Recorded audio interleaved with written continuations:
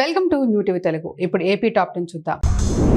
తిరుపతి సాంస్కృతిక పీఠంలో గంజాయి కలకలం వార్త బాధాకరమని టీడీపీ రాష్ట్ర అధికార ప్రతినిధి సప్తగిరి ప్రసాద్ తెలిపారు.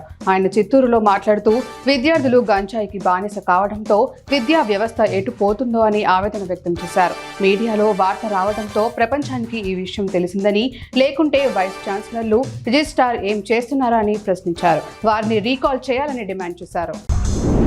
వీకోట మండలంలోని స్థానిక ఉర్దూ జిల్లా పరిషత్ ఉన్నత పాఠశాలను ఉమ్మడి చిత్తూరు జిల్లా పరిషత్ చైర్మన్ గోవిందప్ప శ్రీనివాసులు సందర్శించారు. మధ్యాహ్న భోజన పథకాన్ని పరిశీలించారు. అనంతరం విద్యార్థులతో ఉర్దూలో మాట్లాడారు. సరైన విద్య, భోజనం అందజేస్తున్నారా లేదా అనే అంశంపై విద్యార్థులతో ముఖాముఖి నిర్వహించారు.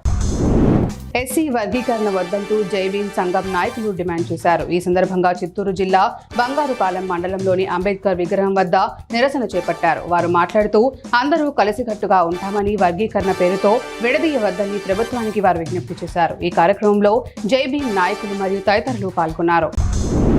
దేశంతో పాటు రాష్ట్ర ప్రగతికి భగవాన్ సత్యసాయి బాబా ఎన్నో మంచి పనులు చేసి ప్రజల హృదయాల్లో చిరస్థాయిగా నిలిచిపోయారని పెందుర్తి ఎమ్మెల్యే పంచకర్ల రమేష్ బాబు అన్నారు. సుజాత నగర్ సత్యసాయి ఆధ్యాత్మిక కేంద్రంలో నిర్వహిస్తున్న బాబా జయంతి వేడుకల్లో ఎమ్మెల్యే ముఖ్య అతిథిగా పాల్గొన్నారు. బాబాను అనుసరిస్తూ భక్తులు కూడా ఆయన బాటలో నడవడం ఆనందాన్ని కలిగిస్తుందని అన్నారు.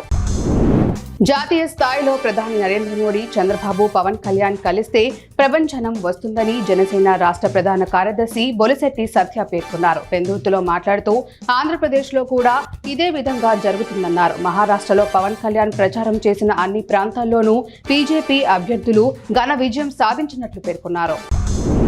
నంద్యాల జిల్లాలో పోలీస్ శాఖలో సాధారణ బదిలీలో భాగంగా ఒకే పోలీస్ స్టేషన్లో 5 సంవత్సరాలకు పైబడి విధులు నిర్వహిస్తున్న 143 మంది పోలీసు సిబ్బందికి నంద్యాల జిల్లా పోలీస్ కార్యాలయంలో కాన్ఫరెన్స్ హాల్ నందు జిల్లా ఎస్పీ అదిరాజ్ సింగ్ రాణా ఆధ్వర్యంలో బదిలీలు చేశారు. ఈ బదిలీలో జిల్లాలోని ప్రతి పోలీస్ స్టేషన్ నుండి ఎంతమంది వచ్చారు, ఎన్ని ఖాళీలు ఉన్నాయని తెలుసుకుని వాటి ఆధారంగా బదిలీలు చేశారు.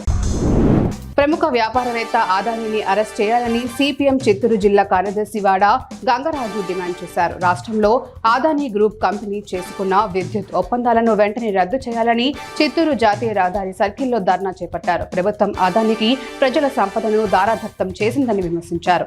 అదానీ గ్రూప్ ఆక్రమణలను ప్రతి ఒక్కరూ ఖండించాలని పిలుపునిచ్చారు.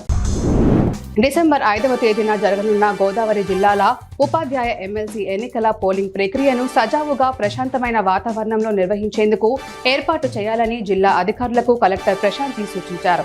ఉపాధ్యాయ ఎమ్మెల్సీ ఎన్నికల నిర్వహణపై రెవెన్యూ, పోలీస్, ఇతర శాఖల అధికారులతో రాజమండ్రిలోని జిల్లా కలెక్టర్ వద్ద సమీక్షా సమావేశం నిర్వహించారు. ఈ కార్యక్రమంలో పలు సూచనలు చేశారు. నూజివీడు మండలం సుంకులులో మాదక ద్రవ్యాలకు వ్యతిరేకంగా అవగాహన కార్యక్రమంలో గ్రామంలో ఏర్పాటు చేశారు. నాటు సారాయి, గంజాయి వంటి మత్తు పదార్థాలను సేవించడం వలన జరిగే నష్టాల గురించి సుంకులు గ్రామ ప్రజలకు వివరించారు. నూజివీడు ప్రొహిబిషన్ ఎక్సైజ్ స్టేషన్ పరిధిలోని ఆగిరిపల్లి, నూజివీడు, ముసునూరు, చాట్రాయి మండలాల్లో బెల్ట్ షాపులు నిర్వహించే వారిపై కేసులు నమోదు చేస్తామని ఎక్సైజ్ సిఐ అన్నారు. చిత్తూరు నగరంలోని కొంగరెడ్డిపల్లిలోని ఎస్బీఐ కాలనీలో దొంగల బారి నుంచి రక్షణ కల్పించాలని కాలనీ వాసులు పోలీసులను విజ్ఞప్తి చేశారు. 20వ తేదీ రాత్రి శ్రీనివాస అపార్ట్మెంట్స్ లో గుర్తు తెలియని దుండగులు ప్రవేశించి కారు అద్దాలు పగలగొట్టి అలజడి సృష్టించారన్నారు. 1 టౌన్ పోలీసులకు ఈ ఘటనపై ఫిర్యాదు చేశామన్నారు. రాత్రి వేళ కాలనీలో భద్ర, రక్షక్ వంటి పోలీసుల గస్తీ పెంచాలని విజ్ఞప్తి చేశారు.